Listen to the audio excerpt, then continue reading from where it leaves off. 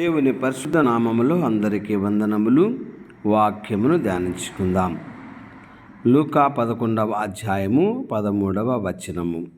పరలోకమందున్న మీ తండ్రి తన్ను అడుగు వారికి పరిశుద్ధాత్మను ఎంతో నిశ్చయముగా అనుగ్రహించును అనెను. యోహాను సువార్త 14వ వచనము. నా నామమున మీరు నన్నేమి అడిగినను నేను చేతును. మీరు నన్ను ప్రేమించిన ఎడల నా ఆజ్ఞలను గైకొందురు. నేను తండ్రిని వేడుకొందును, మీ యొద్ద ఎల్లప్పుడూ ఉండుటకై ఆయన వేరొక ఆదరణకర్తను అనగా సత్యస్వరూపియగు ఆత్మను మీకు అనుగ్రహించును. పరిశుద్ధులైనటువంటి దేవుని వాక్యము.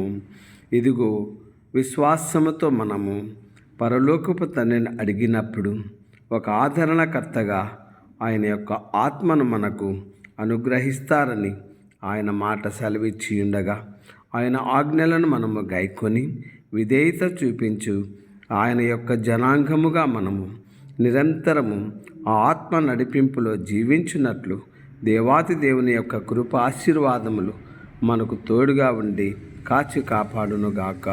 దేవుడి వాక్యమును ఆశీర్వదించునుగాక. ఆమేన్.